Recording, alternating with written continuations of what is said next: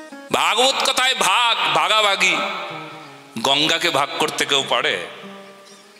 যদি গঙ্গাকে কেউ ভাগ করে বলে আমাদের গঙ্গা এইটুকু, তোদের গঙ্গা এইটুকু, তোদের ঘাটে আমরা যাব না, আমাদের ঘাটে তোরা আসবি না। তবে গঙ্গা দুঃখে বলে, হায় রে, আমি কার পাপ দূর করতে এসেছি, হায় রে কি সর্বনাশী মানুষ রে, এরা আমাকে নিয়ে ভাগাভাগি করে। বলো না গো রাধে রাধে। ভগবান কৃষ্ণকে নিয়ে, ধর্মকে নিয়ে, রামকে নিয়ে, ভাগবতকে নিয়ে যারা ভাগাভাগি করো, তাদের কখনো কোনো কালে ধর্ম রক্ষা হবে না, তারা চিরকাল পাপী থাকবে। বলো না গো। যারা ধর্ম নিয়ে ভাগাভাগি করে, কি লজ্জার বিষয়। কত পাপাচারী মানুষ এই পৃথিবীতে আছে। এরা গেলে আমরা যাব না, আমরা গেলে ওরা আসবে না। ভগবান যেন তাদের কানটা আর মনটাকে একটু পবিত্র করে দেন, এই প্রার্থনা করব। কারোর তো অমঙ্গল চাইতে নাই, অমঙ্গল চাইলে তো সর্বনাশ হয়ে যাবে তাদের। চাইব কি? তাদের মনটাকে পবিত্র করতে কানটাকে টেনে হিচড়ে এখানে বসাক, কালকে বসুক, আর জীবন সূত্রে যাক। তখন আর আমার, তোমার, আমাদের, তাদের এরকম শব্দ বলবে না। মন্দির কারুর নিজস্ব হয় না, ভগবান কারুর পার্সোনাল হয় না, এ তো সবার।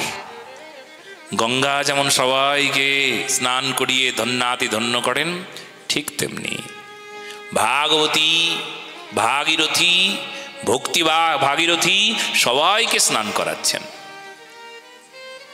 সবার হৃদয়কে পরিচ্ছন্ন করছেন। এই উদাহরণ আর কোথাও নাই, ভারতবর্ষের মাটিতে আছে। ভারতীয় সনাতন সংস্কৃতি এটা আমাদের শিক্ষা দেয়, যত্র জীব তত্র শিব। শিব মানে মঙ্গল মূর্তি। যত্র জীব, যেখানে দেখো তার হৃদয়ে ভগবান, ভগবান অবস্থান করছেন। সর্বজীবে দিবে সম্মান, জানি কৃষ্ণ অধিষ্ঠান।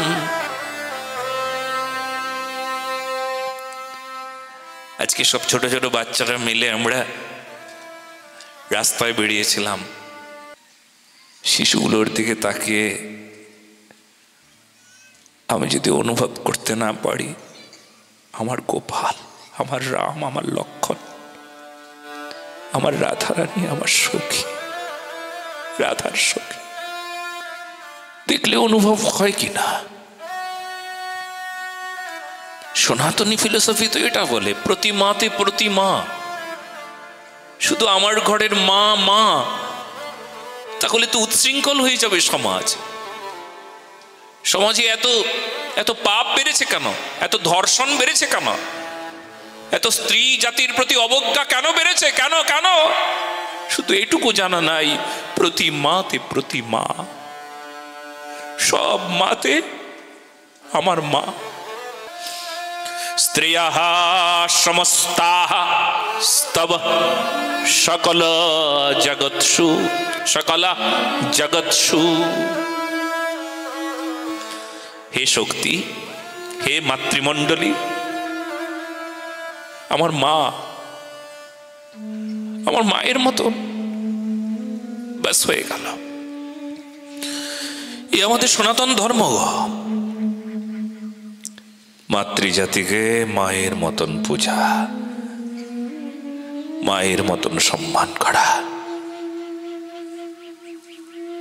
তবে যদি কারুর মধ্যে রাবণ জেগে যায়, তবে সেই মাতৃজাতিকে, সীতাকে হরণ করে লাঞ্ছনা দেয়, যন্ত্রণা দেয়, অত্যাচার করে, পশুর মতন আচরণ করে তার উপর। যখন কারুর হৃদয়ে রাবণ জাগে, যদি কারুর হৃদয়ে রাম জেগে ওঠে, মর্যাদার ঠাকুর, তবে মর্যাদা রক্ষা হয়। এই জন্য তো আমাদের সমাজে রাম রাজত্ব চাই। আমাদের দেশ রাম দেশ, রাম রাজত্বের দেশ, সনাতনীর দেশ, হিন্দুর দেশ, হিন্দু রাষ্ট্র। কেউ যদি বলে কেন এটার দরকার, বলে এই জন্য দরকার, আমরা সমাজটাকে শুধরাবো, দেশটাকে শুধরাবো, বদলাবো মানুষগুলোকে।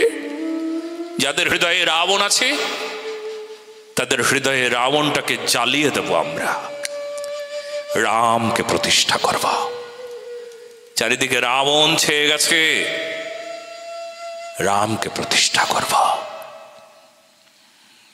কি সুন্দর দেশটা হয়ে যাবে বলো তো মা।